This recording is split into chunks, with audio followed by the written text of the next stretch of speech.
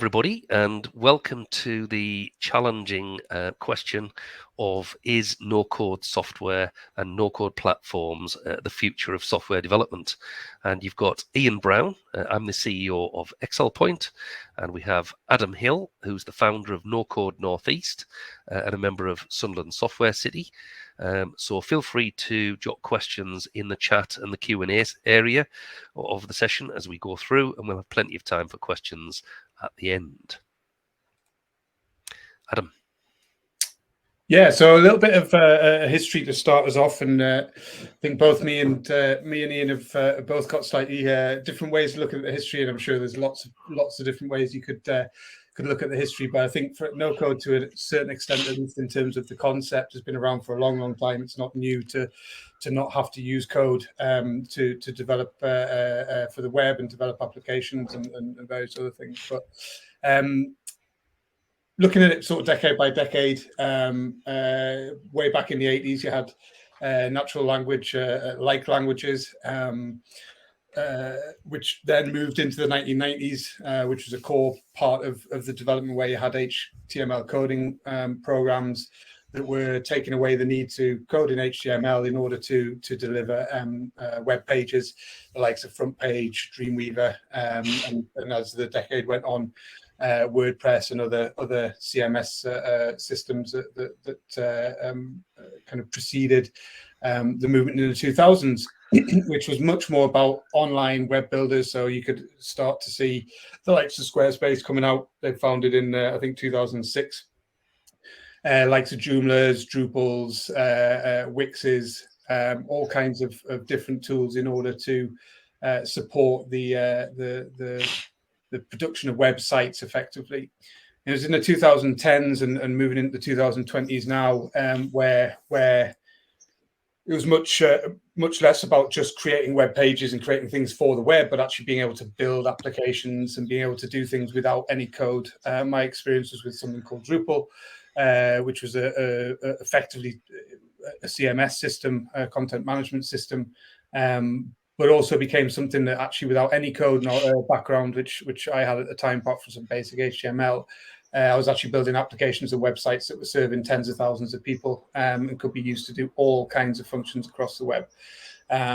This has now become very much moved into the 2020s as something that's there, software as a service, so software that you can access online, but basically giving people visual interfaces to not only publish to the web and publish content, but actually to create applications and create software that does exactly what it is that you need it to do or close to, without any coding knowledge at all. So when we're talking about no code, that's specifically what we're looking at. Again, it's a very new area, so there are different ways of looking at that, and Ian can go into some of that. But there's some stats there where it's been expected to free up about 60% of the IT budget. And the other thing with no code is that it's very quick and easy, even for people who do have coding background, to be able to generate things. So it's not all about just not doing it with code, but also having that head start and those toolkits and those Lego bricks to be able to build the systems that you want. Yep. And just as we move on, a comment on that, finishing off what Adam just said, the space that we operate in, we enforce with our clients all the time that you don't have a magic wand. So although this is quicker and more agile, and the various points on those bullets there, it isn't an answer to absolutely everything, and you've still got to approach projects with some disciplines and so forth, good practices that have been in the software industry for decades, hence the sort of the history building up.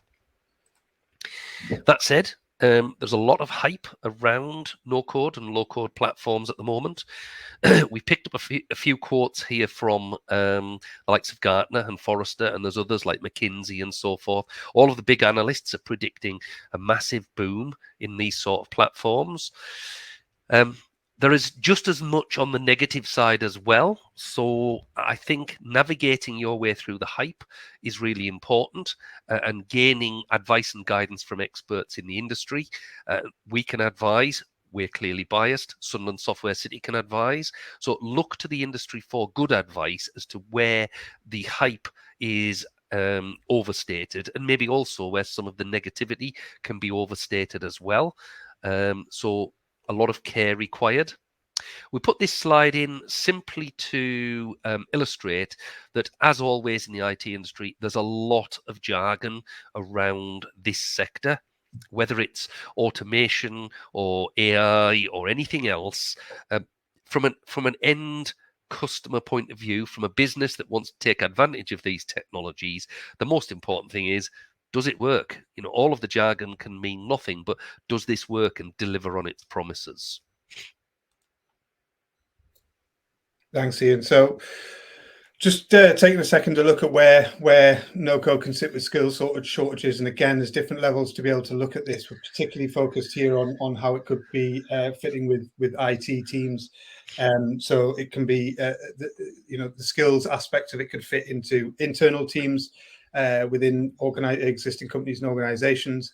But there's other aspects as well. For example, the citizen developer concept that I'll come on to in a sec.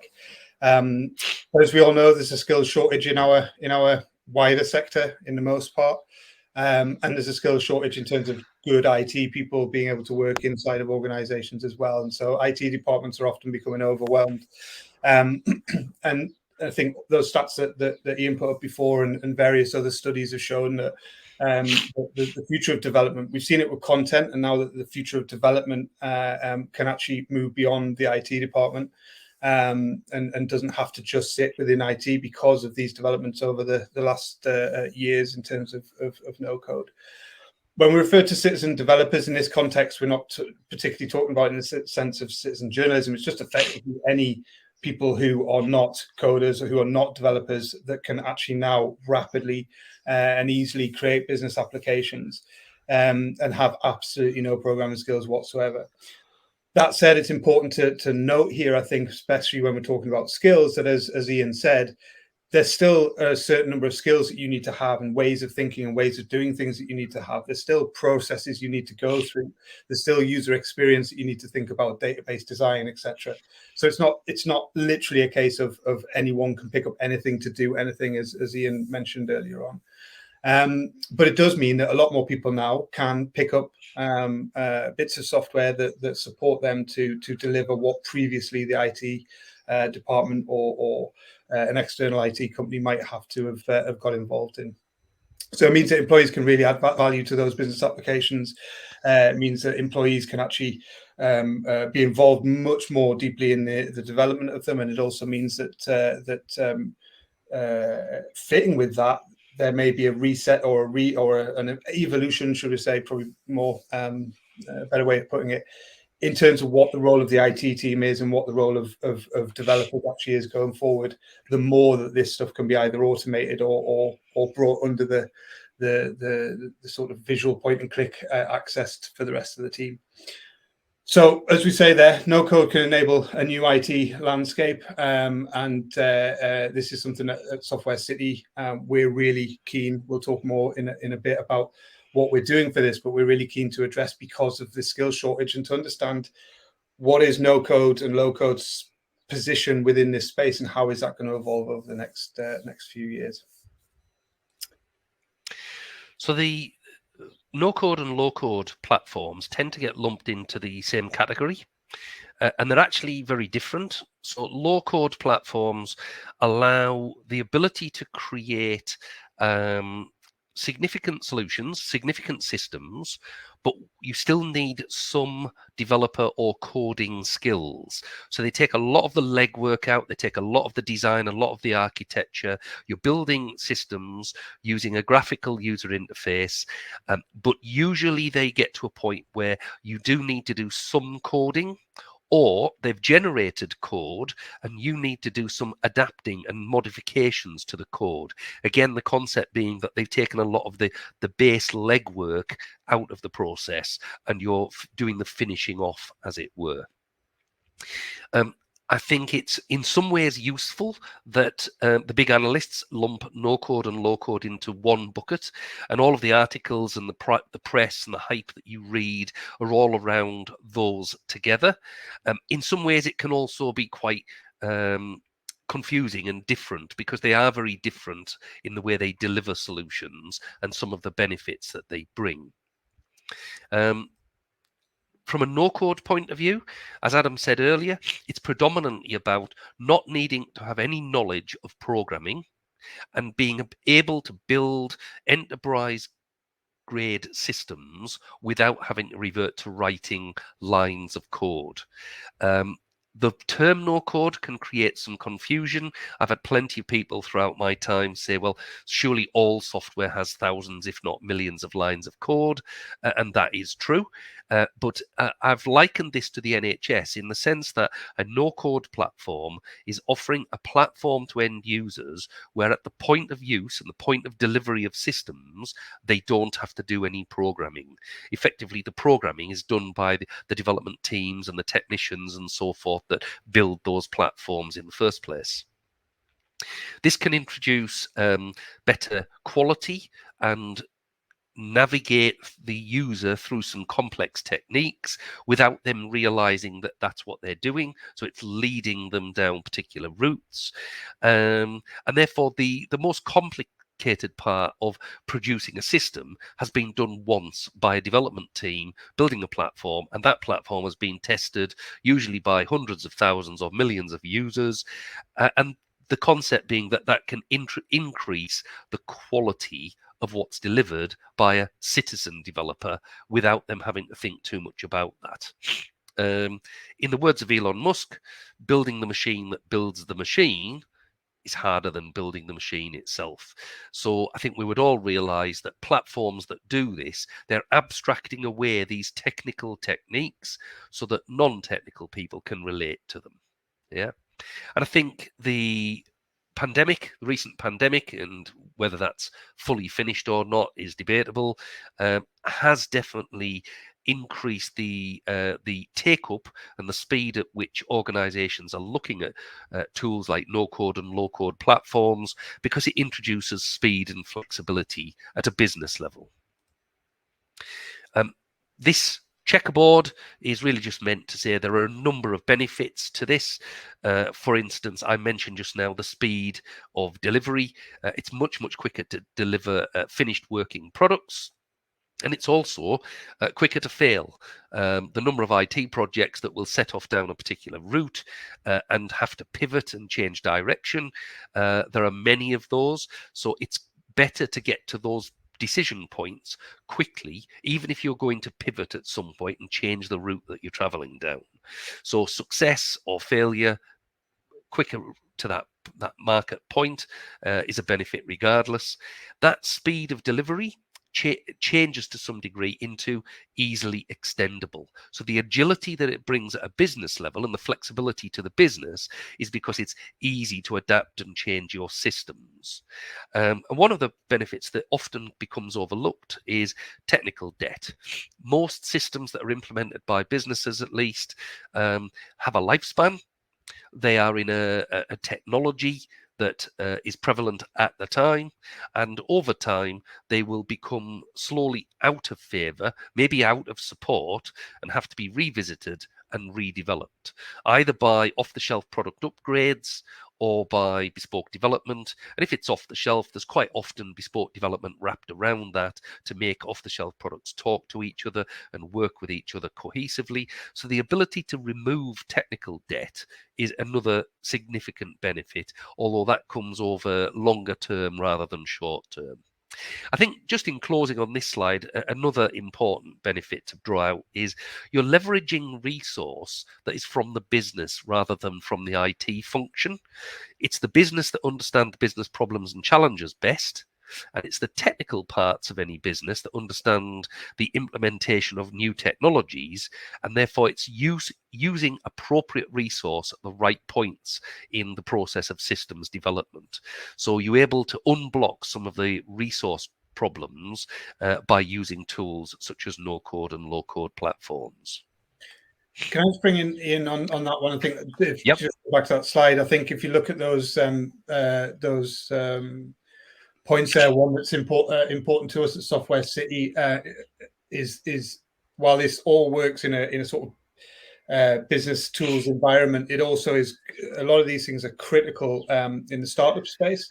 And working with a number of startups at the moment, we're particularly seeing that in terms of being able to fail fast, fail often kind of concept, being able to not have to invest the same levels of investment that you need to in order to build something from scratch for startups who are looking to test an idea at that early Absolutely. stage. It's absolutely, and that can go obviously for an internal team as well in a similar light. But the startup space, particularly, we're seeing a lot of one-person companies and organizations who are able to push their ideas so much further, so much faster by either building them themselves in that kind of citizen developer case, or by working with companies and organizations who use no-code and low-code tools to develop, with a quarter or an eighth of the budget, much faster time, make changes much quicker and easier. And we're literally seeing examples where, businesses that couldn't have set up before have been able to, because they haven't had that initial seed investment to be able to invest hundreds of thousands in a custom system. Yeah. But also people who've been able to test things out in a real world environment and actually have people log onto things and make those mistakes early, or check that idea quickly, and then move on to actually making a much bigger success of their business later on. Couldn't agree more. Got some examples of that coming up later in the slides as well. Great. So there's various ways of looking at the no-code space. If you do a search online for no-code ecosystem, you'll be presented with hundreds, I'd probably say, of examples, with all the logos of all the systems that are out there. We've just tried to summarize here a few and put them into a few different categories. And I think this is actually from Ian's mind, but I think it encapsulates it really well in terms of what's out there. A lot of the no-code development will involve a super spreadsheet or a database system of some sort that would allow you to collect and manage that data in a, again, point-and-click way. This could be as simple as Google Sheets. It could be something more complex like Airtable, or it could even be a point-and-click interface to MySQL or another database style system. But this is super spreadsheets in a place where you can hold all that data that you're going to be producing with your application.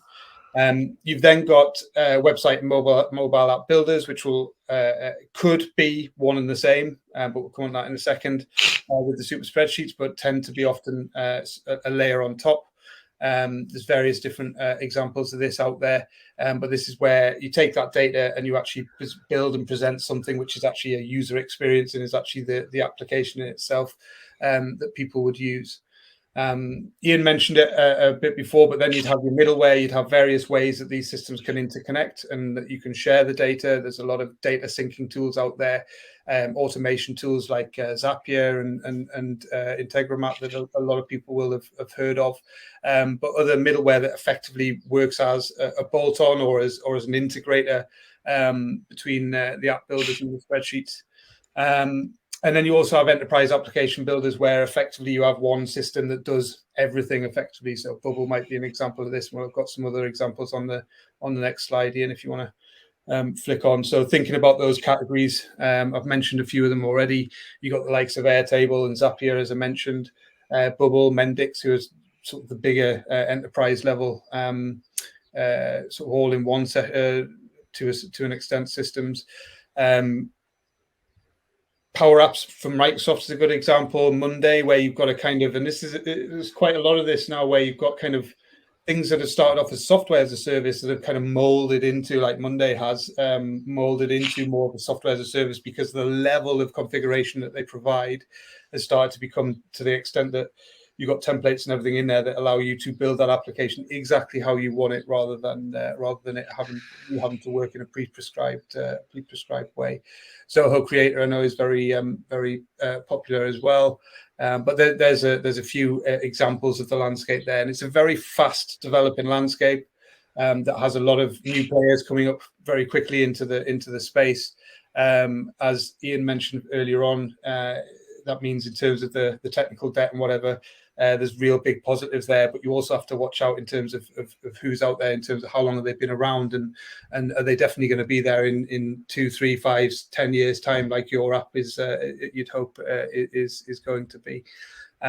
So it's a space that needs a lot of research to make sure that you find the right tools, like any other software development, to be fair, but find the right tools for you. And critically in here is Excel Point, who are our one of the very few regional companies that are actually working in this space, where Ian's from, and I'll let Ian say a bit more about Excel Point as we go on. Yep. No problem. And I think it's worth mentioning we've thrown about 15 names on here. I was included, but we could have filled a slide with 60 to 100 names. This whole area of software development is becoming quite congested, and that gives end businesses real challenges in deciding what's suitable for themselves. So we touched on benefits earlier. And we covered quite a few of those. I wanted to put a few bullet points on here just to get us thinking about some of the potential downsides or risks. Now, I think below that top bullet point of we've touched on the benefits, i.e. the agility, the speed, citizen developers, and so on, the next 5 bullet points could all be positives or negatives. So portability of the platform that you choose. As the world goes through technical waves, the platform that you choose needs to be able to move with those waves with the times, so that your applications and systems that you've built can be portable as well. And that helps remove the technical debt. So there's a risk in choosing the right platform. There's a benefit if you do choose the right platform.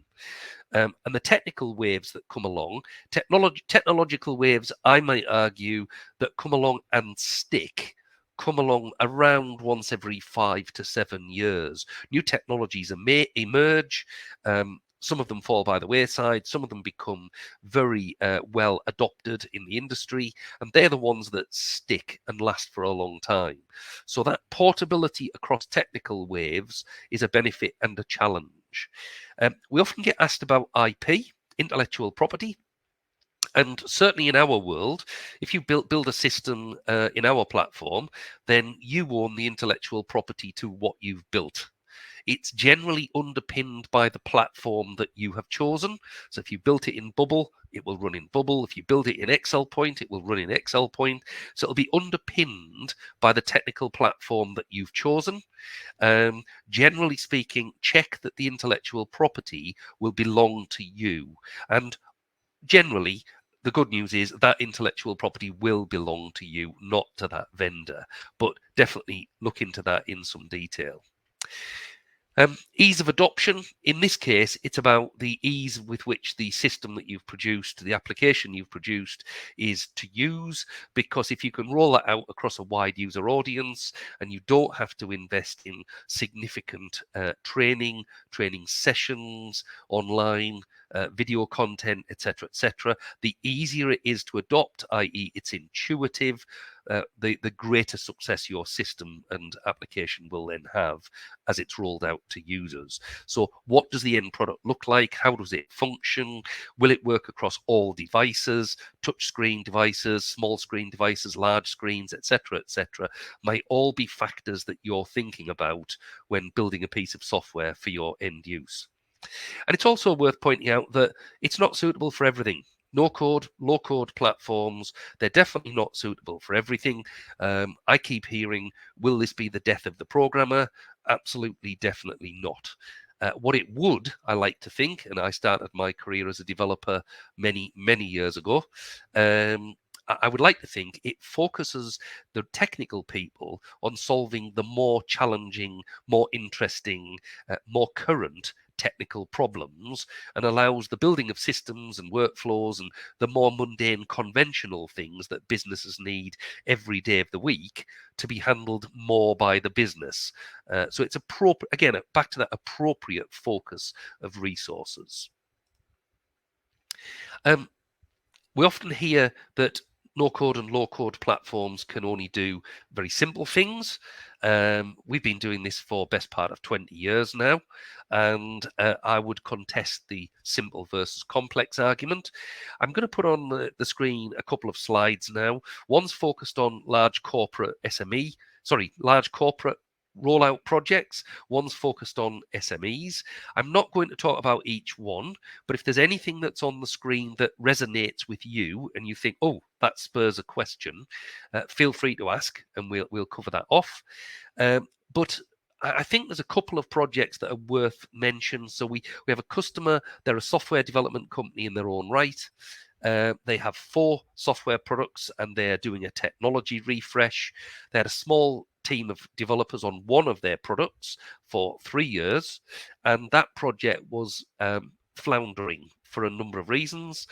And they used our technology to answer that need and built from scratch their product that they sell in the open marketplace over a 40-day period. So they reduced that sort of 12-man-year effort down to 40 days. They've subsequently built on top of that, so that's going forward, and they're adding functionality and capabilities all of the time.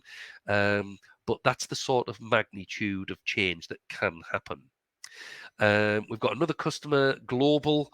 They are dealing with right across different regions throughout all of the continents in Europe, the rollout of a major business system. They've taken us on board to implement client portal, back-end workflows, work requests and approvals, and all of the associated contractual material that goes with that. They thought they would have to move to a bespoke development. You would not get a product that does this sort of thing off the shelf. And we were able to show them in an initial demonstration that took a day to set up, that we could address 85% of what they want. They contracted with us on a proof of concept for 10 days, during which time I think we knocked over the other 15%. And they're now rolling that out initially across Europe, but the plan is globally. This second slide has a number of examples of smaller customers where these are very much SME space. Some of them in startup space, as you can see, there's the compliant at the bottom there only have 2 employees. We've got customers who have a couple, 6, 5. I get asked, is there a critical mass that's required before these sort of tools become useful? And I would say, yes, there is. As a very generalization, I would suggest that when you get to about 10 employees, those sorts of things become critical, never mind useful. I think with much smaller, when you're in the 1-man, 2-man startup scenario that Adam talked about earlier, it's really about being able to accelerate the idea, prove the idea, get it to market. It's the inception stage rather than a fully functioning business that's got employees and all the challenges that come along with that. So it fits at different stages, and we answer different problems for large corporates, usually around complexity, whatever the opposite of so flexibility. So I'm going to say rigid processes, plenty of resource and probably budget, but so many disparate things to apply that resource to in a complex corporate world that the noise outweighs the actual business benefit. Whereas in the SME space, it's more about probably don't have enough resource, might not have anybody that's technical. They're focused on delivering the actual business, not delivering change and improvement internally. So anything that's done has to be able to be done quickly, easily with existing resources. So that takes us more or less through to closing comments, and I'll let Adam finish off on the Nocode Northeast, which is fantastic for the Northeast landscape. Thanks, Ian. Yeah, so at the start of the year, we did some reaching out to the sector to try and find out what the needs would be, let's say, around exploring no code through a cluster or through a meetup or a group in the region, and we got a really positive response.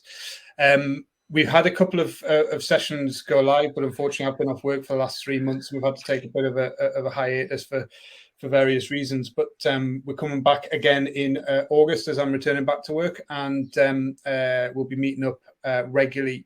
With Nocode Northeast, what we're looking to do is provide a space where tech and non-tech and citizen developers and developers can come together look at the various tools that are out there, understand what people are working on, and just get a bit of a feel for what people are doing in the region or want to do in the region.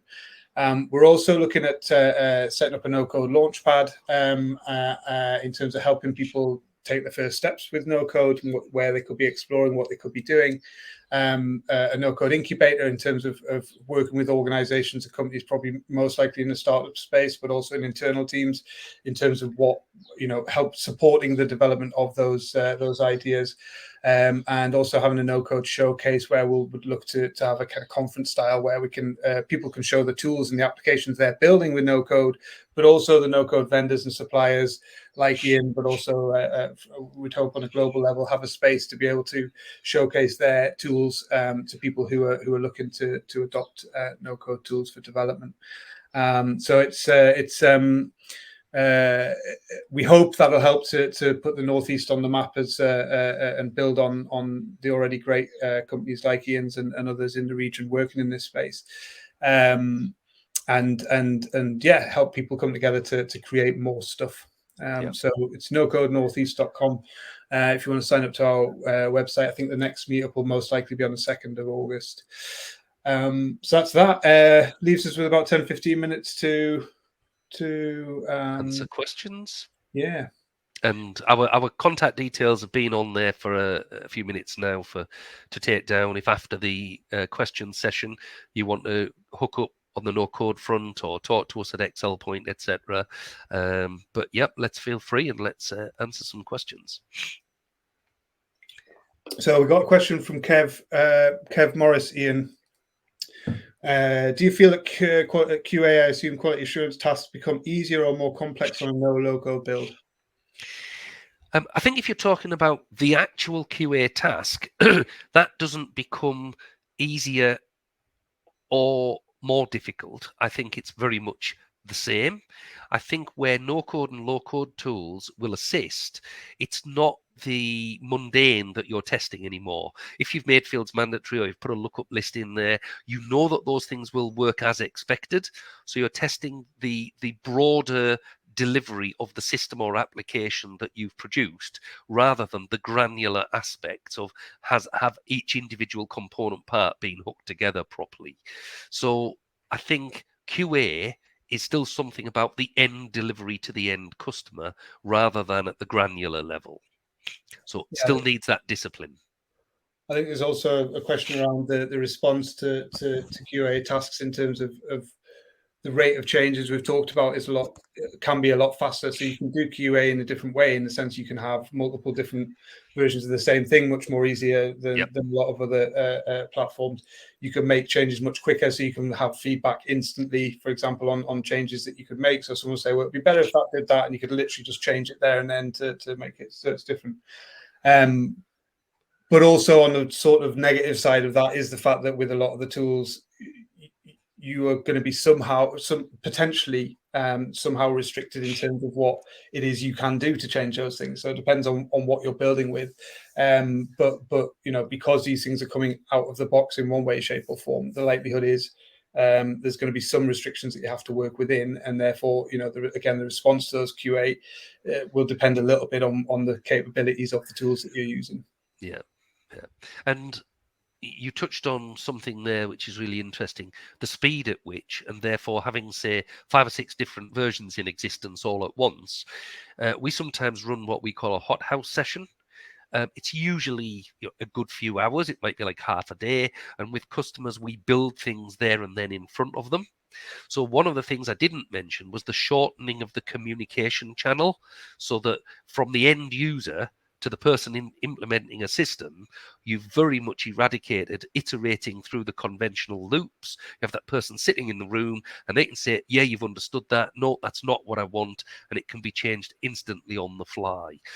So that feeds into, are you ending up with a better quality product that goes into a test phase, if you see what I mean? It's more aligned with a requirement. Yeah. Great.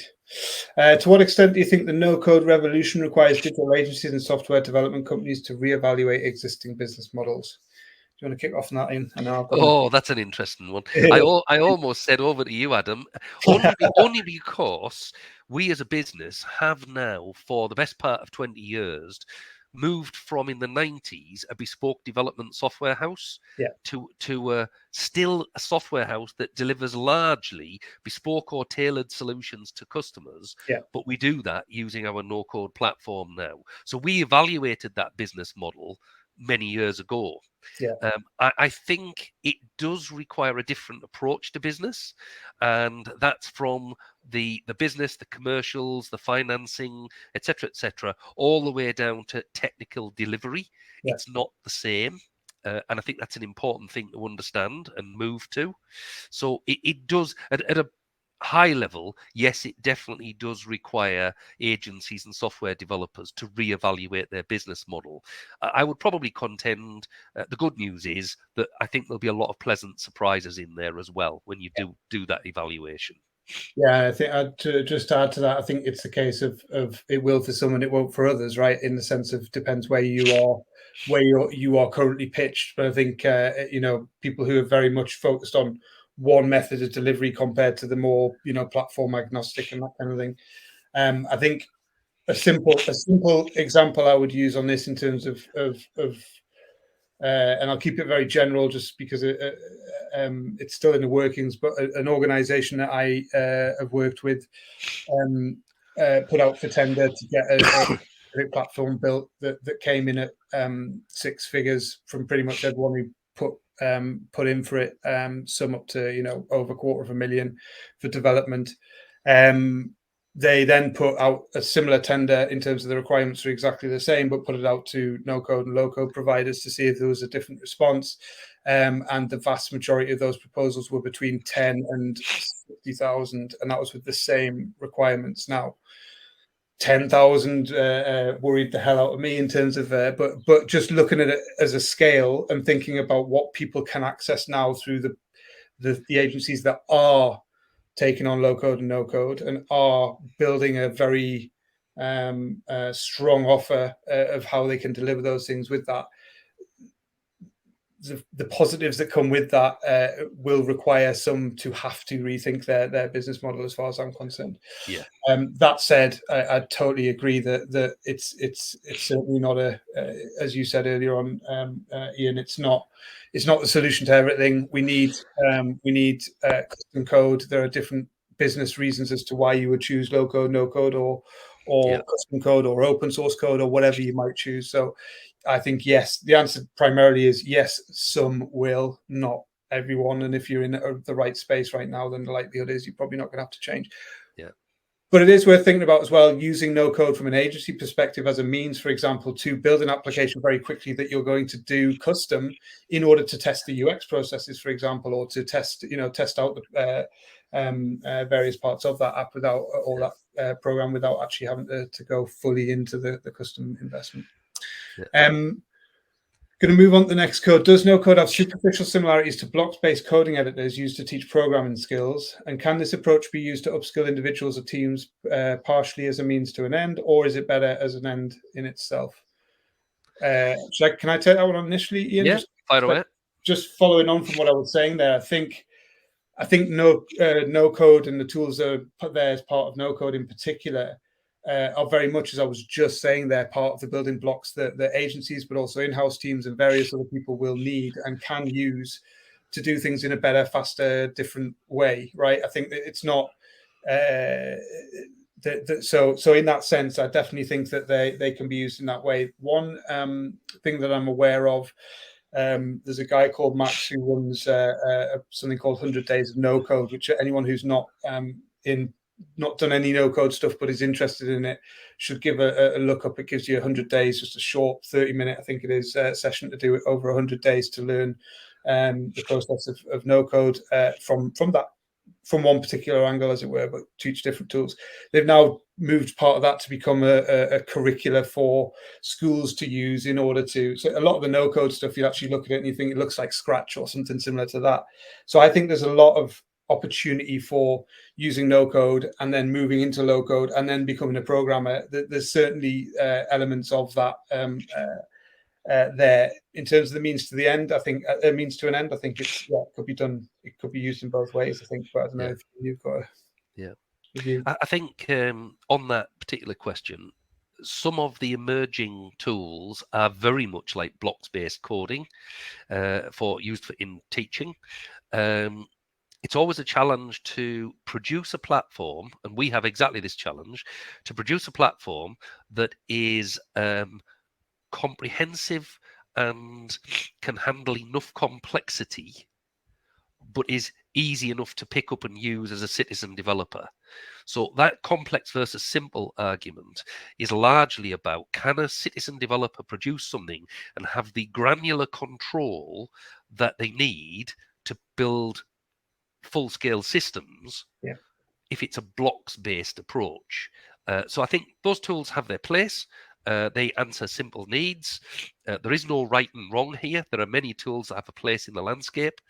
And it's just worth investigating what's appropriate in your particular case.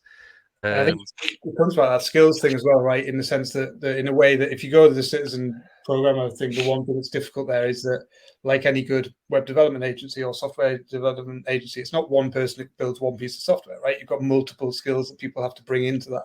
Yeah. So someone sitting there with a great understanding of user experience is not particularly going to understand what the database needs to be behind it to make it run in the best possible way and what the structure should be, et cetera, et cetera. So you've still got lots of challenges and likewise with programming, bringing programming skills into a no-code environment, I think has lots of positives, but it's a very different culture almost. You know what I mean? It's a different way of doing things. It's much more here and now rather than, close to finish. Let's try and answer these last two questions. Yep.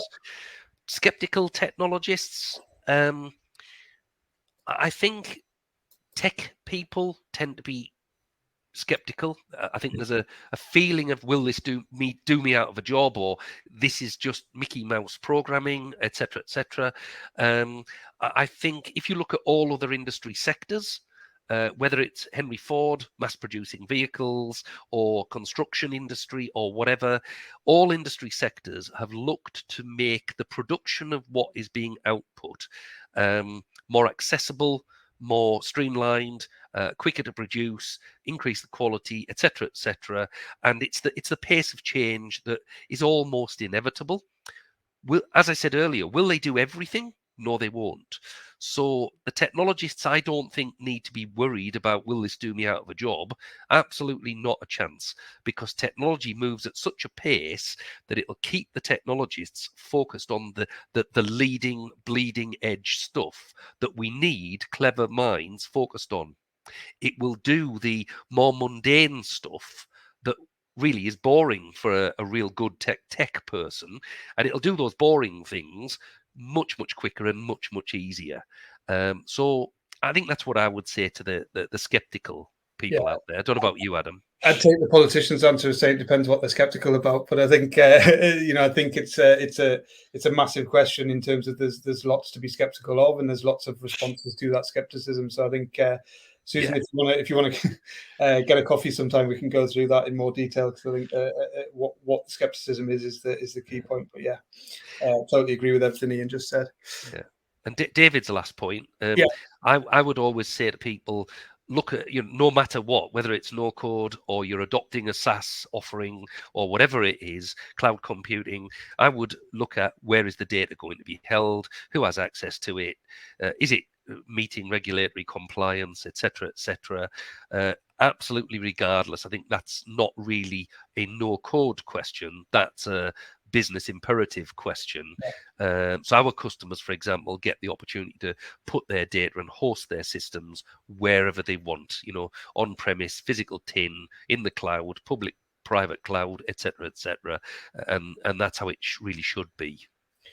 Yeah, and I think in terms of a lot of the time, it's actually a compliance. It's a bit like that. Okay, I worked with schools a lot in the past of the fact that the way of managing security in schools was just not to give anyone access to the internet, right? So it's kind of, with the data question, a lot of people say, well, the data is based outside the EU, so we can't do it. But that's not actually a lot of the time the case, in the sense of they'll be using Google Apps or similar that is showing that. So I think it's a lot of the time about really breaking down as to why those decisions are being made. There's certain aspects, particularly with charities, for example, where there are rules and regulations you have to live by, and in those cases, then it just rules certain things out, right? But I think it's a tricky one, and until people can often offer multiple locations, and it's hard to say. Yeah. Great. All right, that takes us spot on. So we'll be leaving back to the main session. Thanks for everybody's time. Yeah, thanks a lot, everyone. That was really good. Good questions. Yeah, see you at Nocode Northeast, hopefully.